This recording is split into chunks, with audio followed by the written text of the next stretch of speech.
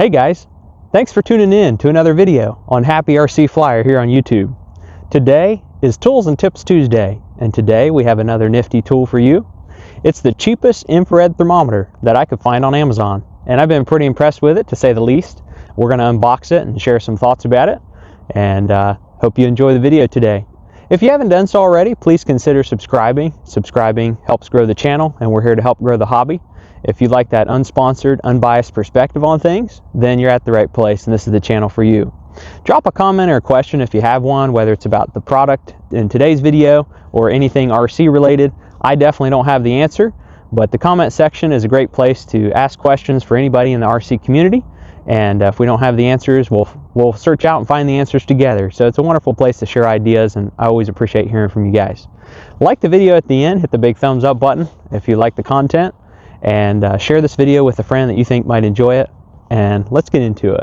So as I mentioned already, this is the cheapest infrared thermometer that I could find on Amazon, and I've looked at different ones. I've looked at some local hobby shops, I've looked at some on eBay, some at Harbor Freight, and some local stores, and this happened to be the cheapest one that I could find, and it happened to be on Amazon. So I do take that into consideration when I'm buying tools, especially ones that I want to be able to share with you guys. Is that it's nice if I can share something that you can purchase online, not just a local mom and pop shop. So I didn't see any of these in affordable options at local mom and pop shops. So definitely support that if you want to. And local hobby shops, I encourage you to support that, because once they're gone, they're gone. And brick and mortar shops are hard to come by, depending on where you're at especially. So, but this was one that I found on Amazon. It happened to be the cheapest option, and I just wanted to grab up something cheap to test out. And because I needed one. I guess I just haven't had one. I think years ago I had a little pocket, like a little pin size one, and maybe we'll share that on the channel at some point. But this is nice. It has a nice display. And as far as the name is pronounced, I'm not sure if I'm pronouncing that correctly, but I'm going to say Sherlaba. I don't know if I'm pronouncing that correct, but we'll put a link for it in the description. This is the model XF-980G, and with a lot of these, I'm going to say Chinese knockoff brands, you're going to probably see the same product with different names if you go searching around, but this just happened to be one that I found that was the cheapest option. So we'll go ahead and get into it, and we'll unbox it. Unfortunately, I didn't bring too much today to test it out on, but I have tested this out on, and we'll share some of my perspective and some of the ideas that I have with this. It comes in the box, of course. It has a little pamphlet with what I would call the destructions in there, and just shares a little bit about the display and the buttons and what they do, the functionality of it. We'll get into something else that I'm going to share in here in just a moment that they point out in the video as well. It comes with this little cloth case, and it has a little drawstring on top, which is kind of nice if you want to help keep it protected. And there it is. So it's pretty cool. It has a nice size display, has some easy to touch and very functional buttons on the front of it. Has a pull trigger here, and there's the face of it where you have your infrared module in there. Up on top here is a laser. So some of them have lasers, some of them don't. This one happens to have laser. I kind of have mixed opinions on it, because the laser is not real accurate, and the farther that you get, the farther you're trying to measure an object, the more inaccurate the laser is, to the point that it might not be very useful. But you ever heard the term where you get what you pay for? Sometimes you don't get what you don't pay for. So when you get something this cheap, and I think I'll put a link for it in the video description, probably a pop-up here on the screen, but I think it was like $8 or $9 on Amazon. And I don't think that that's a sale price. I know that we've gone through like Thanksgiving and Black Friday and Cyber Monday and all that stuff to try to get you to spend your money, and I don't think that's in relation to any of those deals. So if you're seeing this video later, after Cyber Monday, after Black Friday and Thanksgiving sales and all that kind of stuff is over, I think this is just kind of their everyday low price. I purchased it before any of the sales were on, so I don't know if the sales will affect this. Probably depends on where you're at, but anyway, this is what I grabbed up. So it does come with a 9-volt battery, which was in the case, and the way you get to the 9-volt battery and install it is there's a couple little fingernail screws here, and you just swing open the handle. It just goes right in there, it just tucks in, and installing a 9-volt battery is pretty self-explanatory, so we won't waste your time with that. Here on the side, it does explain that the farther you get away the more inaccurate it is, or the larger area that it takes to register the temperature.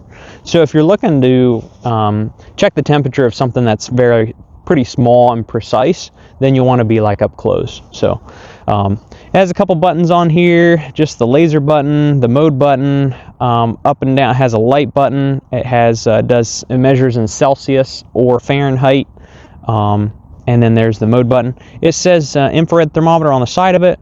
It will register from a minus 58 degrees up to 1292 degrees. So I don't think I want to be here when it's minus 52 degrees trying to film a video and show you guys that it can register that cold. It's probably, well, I don't know. Let's see how cold it is. How do you turn this on? I forgot how to turn it on now. Oh, pull the trigger. Let's see.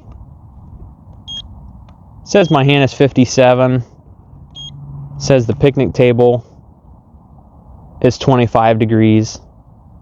25.69. I don't know if you can see that, but it is kind of cold. It's probably 28, 30, somewhere around in there. And of course, this has been outside for a while, so it's kind of colder.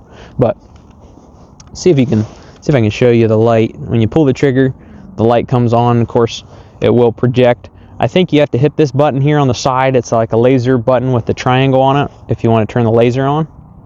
And then once the laser is activated, then when you pull the trigger, the laser comes on anytime you pull the trigger. And you can pull the trigger and let off of it and just grab a quick temperature, or you can push and hold it down and it'll give you like live temperature. So you'll see probably as my hand is cooling off, the temperature is dropping a little bit. It's kind of changing, so it depends on where at on my hand.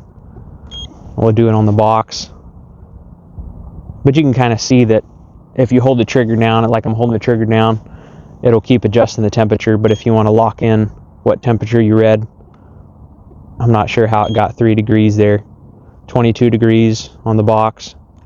So anyway, as far as how accurate this is, that's a really good question. I just wanted to pick up something kind of cheap just to have something to gauge like motor temperatures for like my RC vehicles, and then like the quads with the little air units and stuff that they get kind of warm, or motors or ESCs. I just kind of want to get an idea. So I'm not looking for anything that's like super precise that gets down to like to the 10th of the degree and tells you all of that.